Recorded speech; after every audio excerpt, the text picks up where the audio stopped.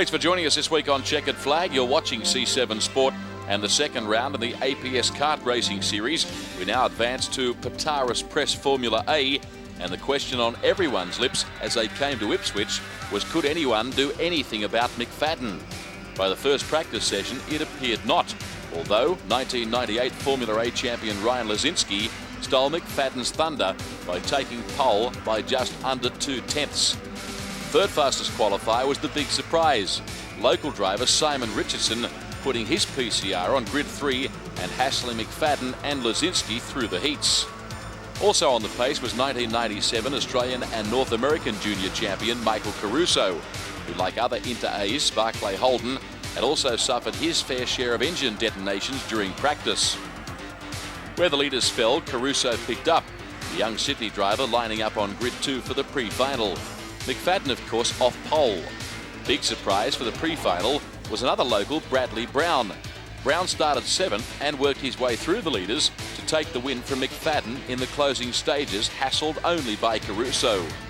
This was short-lived though, the Tony Kart driver rolling to a stop whilst looking comfortable with a broken engine. Literally, the head studs had snapped, allowing the engine to lose compression.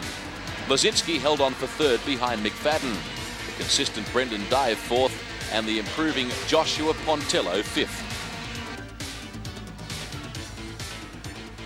Let's recap them now for you on Checkered Flag. The pre-final results in Pataris Press Formula A. It was Bradley Brown, Neil McFadden, Ryan Lazinski, Brendan Dive, Joshua Pontello, Clinton Dive, Richard McLeod, Mark Winterbottom, Wesley May, Andrew Tomlinson. When the Tony Kart finished 10th in the pre-final, and by virtue of that starts in the same posse in this event. Simon Richardson, the third place qualifier, drops to 11th for the start of the final. Adam Graham, 12th. Clint Cathcart, Chris Cox, Jamie Whincup, the reigning champion, William Yarwood, Mark Domeshay, Tyson Pearce, Michael Caruso, Malcolm Heath, and David Clark, who unfortunately suffered a major accident during qualifying. Here we go now, set for a start in the elite category of classing on the program. Great start there by Bradley Brown. I was looking for McFadden. That looks to be him back in 3rd as they settle down. Good to see all drivers got through the first couple of corners okay. That's an energy 1-2 with Bradley Brown grabbing the lead from 98 champion Ryan Lazinski. McFadden, of course, 3rd, and Joshua Pontello there in 4th. Lazinski, a Queenslander, always a model of consistency. Once again, they're diving all over the racetrack, trying to find a racing line and assert their superiority early. We've caught a glimpse of our race leader, Bradley Brown. Nice tight shot. Here they come now, the leading bunch of drivers. It's Brown, followed back in 2nd by Lazinski. And that is McFadden running 3rd in the familiar skilled entry. Nothing between them at this stage. No, nothing between them. They're all trying to, somebody's trying to stamp their authority on this race early. And the two energy drivers are really going to make a push of it, because McFadden has some talent, he has some knowledge, and he has some patience. So he's really going to sit there and let these guys sort themselves out. If they do something silly, great. He's got all the track clear in front of him. He's an incredible driver, McFadden. He always manages to exceed expectations. Won the Junior Intercontinental A Series a couple of years ago, if memory serves me correctly, and stepped up to the next category last year and did very well there again. He just keeps doing it, doesn't he? He's in his 3rd year of CIK International Class Racing, his 1st year in Junior Inter. He started, won the championship. His 2nd year in Intercontinental A, started the championship, won at the end of the year. This is his 1st year in Formula A.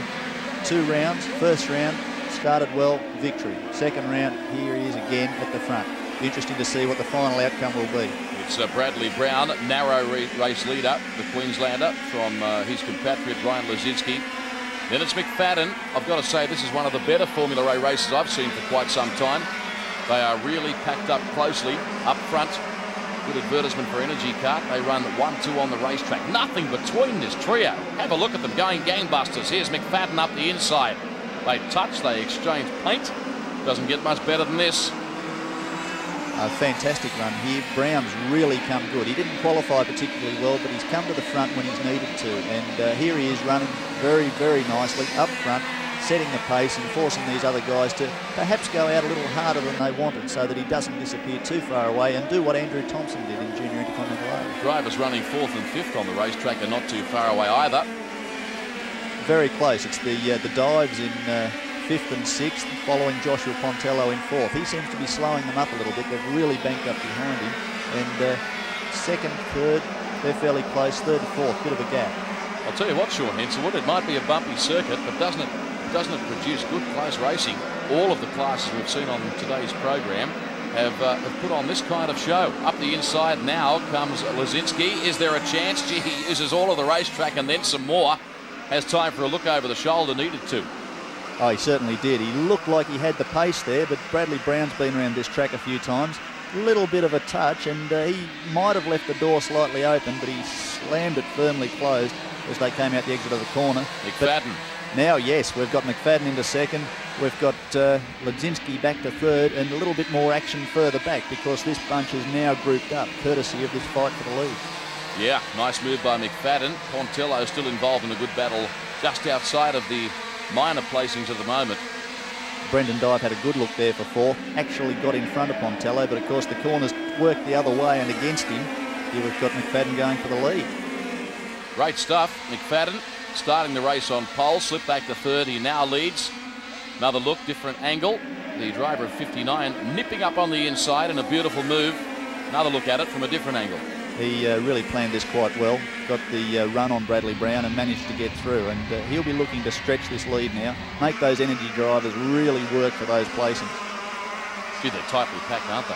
Oh, they are very violent. You can see the drivers' heads moving around quite a lot. I keep saying very violent, but they are. You have no real idea until you get behind the wheel of one of these things just how hard they are on your body, and it shows you just how fit these kids are. You can see Michael Caruso involved in a battle further back in the pack. Nice close-up shot of Lazinski in full flight around this 1100-metre Willowbank Raceway in Queensland. Round 2 APS Kart Racing Series. Joshua Pontello in that predominantly silver machine, number 27. They crouch over the top of the steering wheel, looking for aerodynamic assistance up the straight. Now nipping up the inside as Brendan Dive. So we're seeing plenty of passing and overtaking in this race. Yeah, fantastic job. Brendan Dive's always consistent. He's always there in the top five. He's moved very carefully forward. He's lined that up well. He had the pace down the straight, and he's managed to pull it off this time. He's made sure that Pontello can't get back down the inside and grab that position back from him. Winterbottom in 41. Oh, went up on two wheels. Nasty moment for that driver. Another look in slow-mo. Yeah, Mark Winterbottom's gripped up here. These karts lay down a lot of rubber. They're very soft, sticky tyres. And what happens is once the rubber's down, rubber sticks to rubber, it grips up and throws the kart up. Richard McLeod immediately behind him in 14. He's just been bumped back one more spot. Yeah, Michael Caruso's coming through from the back of the pack. He's actually running one of the fastest karts on the circuit. He's managed to get himself inside the top 10 now and just nicked inside the 93 Australian Formula A champion, Richard McLeod. Well, I bet McLeod got big eyeballs when he was following the driver that went up on two wheels. He thought, what am I going to do here? Unfortunately, that incident didn't become too big a problem for anybody. I think the other guy that got himself up on two wheels, we're looking there now, kart number 41, Mark Winterbottom's thinking right now, he's got big eyes. Michael Caruso's coming, and I really don't want to let him through, but I don't know what I'm going to do to stop him. Winterbottom sizing Pontello up for an inside pass. It was not forthcoming on that occasion. And as Sean has mentioned a couple of times, that's Caruso in kart number 5 making wonderful progress from the back of the pack. He is very much a man on the mission. Wonder how much he's used up his tyres. Well, that's the big thing. These tyres have to run an awful lot of laps. It's a very, very long final. And 25 minutes on the track. They've used the same rubber for the pre-final, and a number of them have used the same rubber for heats. So it's really, really conservation of tyres to make sure that at the closing laps, when you really need them to give you that final edge over your competition, you've got what you need. So they are the technical regulations for the tyres. They must run the same in the final as the pre-final? Formula A run 2 sets of tyres. They can run one complete set for qualifying, heat 1, heat 2, heat 3, then they swap to brand new tyres for the pre-final and the final. That's the way the rules work, and that means that you have to be very clever with not just your driving, your engine setup, your chassis setup. You've got to be very, very clever with your tyre conservation. And a lot of the smarter drivers you'll see won't start to attack until the closing laps of the final, and there they've conserved rubber. It can make a big difference. Caruso and Pontello involved in a great battle along with Mark Winterbottom. Nothing between them. Close together on the circuit. They run up the hill slightly as they tuck out of that right-hander. It is a slightly undulating surface here, isn't it? It's a fairly technical circuit too, David. There's some tight hairpin corners where you're not quite coming to a stop, but you're running very slowly. And then there's some very long straights. You're really making that engine work. Here you see Caruso's finally got his way around. Joshua Pontello's looking to close the door halfway through the corner, which wouldn't have done him any good. And Caruso's really worked that kart hard. He's come through. He's tried to conserve tyres as much as he could, but he really needs to get to the front. He's not going to catch McFadden, who's really starting to make a gap now, and there you see it. He's lined himself up nicely for the corner. Plenty of speed, plenty of poke. He's just put it into the hole and shot through for that position. Terrific pitches. Lazinski in 17, narrowly in front of Brendan Dive. Next man through is Caruso, so that's a great battle. It's been one of many terrific battles we've seen throughout this weekend in round 2 of the APS series. We've just missed not too long ago out of screen Bradley Brown, who was running around closely in seconds, come together with his teammate Ryan Ledzinski into the first turn. He's left the door partially open, then tried to close it. Ledzinski's had a look up the inside, feigned the attack, backed out. The two have come together. Unfortunately, Bradley Brown's day has come to an end, and Ledzinski needs to try and hold out both Caruso here, who's taken the position away from Dive, and Brendan Dive. Won't be easy, will it? Another look as Caruso sizes up the inside for that slingshot move. It worked out fine for him, relegating Brendan Dive back a spot. Well, Caruso's right on the money. You can see how much faster he is than the rest of the field. He's caught them, he's passed them, he's got away, he's caught the next guy. He's not going to catch the next guy in front of Ryan Ledzinski. There's not enough laps, and that margin that Neil McFadden has, well, we haven't seen him for a while. He's that far in front. He's just too great for him to breach. So from position 20 on the grid, who knows, second, third is a fairly good job. You'd say so, wouldn't you? Good job you and I'd be happy with. Oh, you would. I think the laps would need to be shorter for us to do it and stay alive at the end of the race. But there he goes, grabs position second, and I think Ryan Ledzinski's quite happy to let him have it relatively easy and just contend to the end. They're certainly enjoying themselves out there. Another look at it. It's Lazinski on the outside, right-hand side of your picture. Caruso coming up the inside. And I think you made the comment Lazinski may have been holding him up a touch. I guess we'll get to see now whether Caruso can make any inroads into the lead enjoyed by McFadden. Here you're looking at Clinton Dive following Mark Winterbottom around. Clinton, of course, is Brendan Dive's brother. The two brothers run similar chassis, similar engines, well, same chassis, same engines, different driving style marginally, but they're both running well inside the top 10. It's a fantastic job to see them here. There's Dive, another New South Welshman in the Haas entry. See, Pontello's just starting to drop back there. He seemed to be holding the leaders up earlier in the piece, and as the race has extended, his tyres might be going off. We're talking tyre conservation. It's a big part of it. These guys are starting to go a little quicker. His chassis seems to be going off a little bit, and he's dropping back.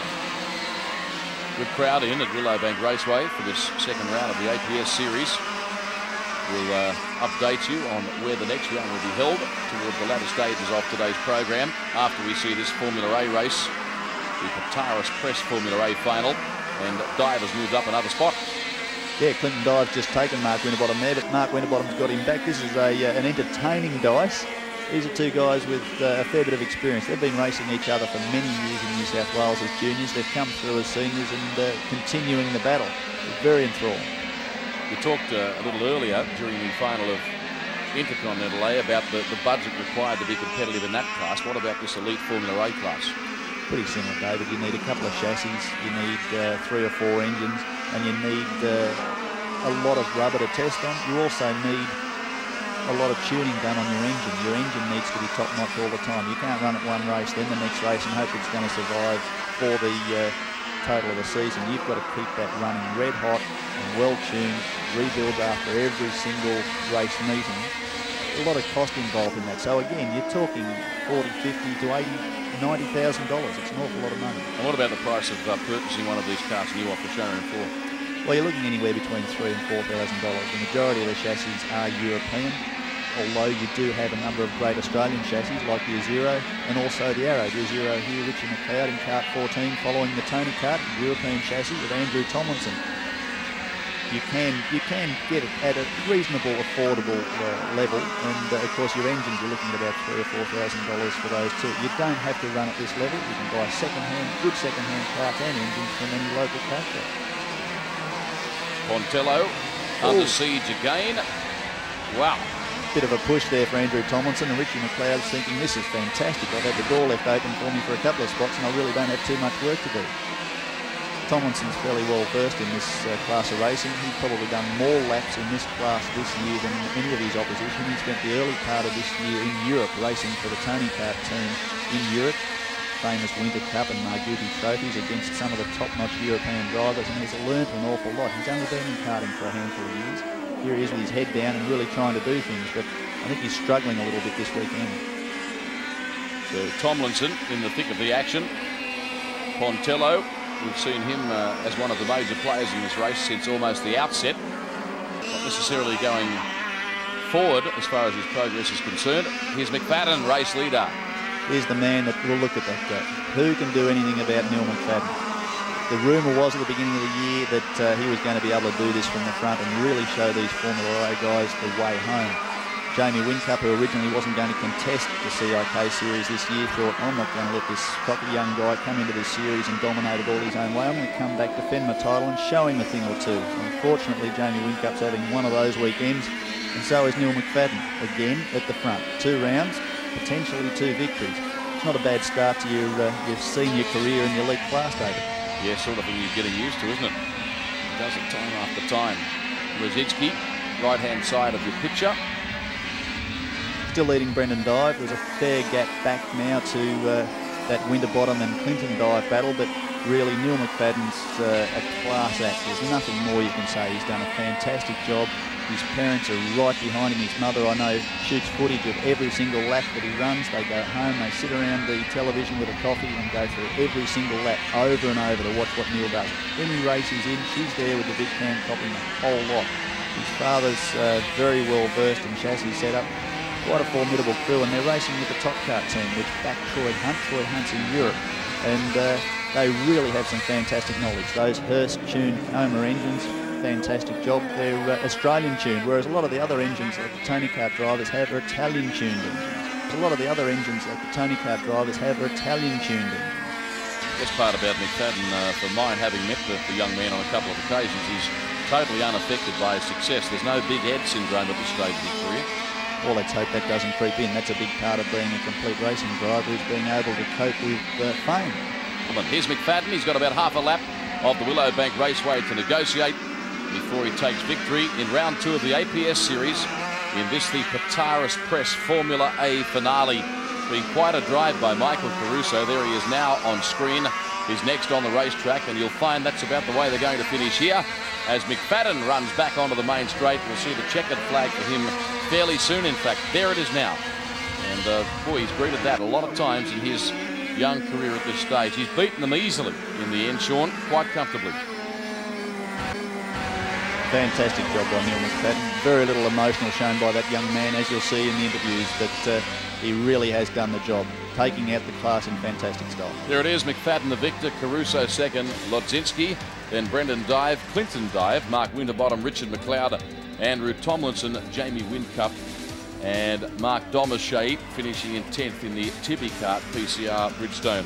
Reminder about the next round of the APS kart racing series. Firstly, let's round out the results there. Wesley May, Chris Walton, Joshua Pontello, Simon Richardson, Tyson Pearce, William Yarwood, Adam Graham, Bradley Brown, Malcolm Heath and Clint Cathcart finishing officially 20th in that particular event. Now the third round of the APS kart racing series comes your way on the 20th of August at Sydney's Eastern Creek International Karting Raceway. We'll have a full replay right here on C7 Sports Checkered Flag program.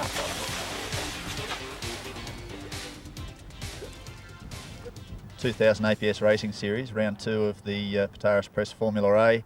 Results a little bit similar. First and second are the same, although second had to do it off the back of the grid, and third's the 1998 champion, Neil McFadden. Are these guys going to be able to stop you? Oh, I hope not. I mean, next round I'll try and do the same thing and see what happens. You got the home track advantage, of course, but so is Caruso, and if Caruso can start off the front instead of the back, he might be able to stop you. I hope so.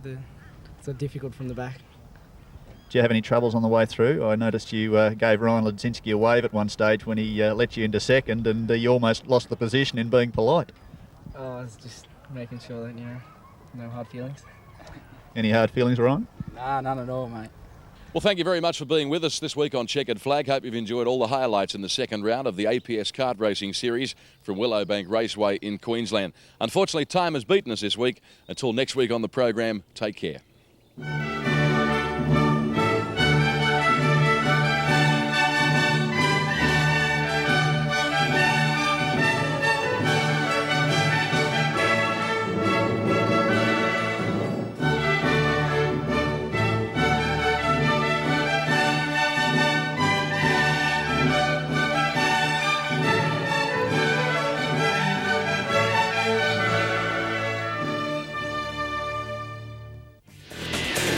This has been a C7 Sport production.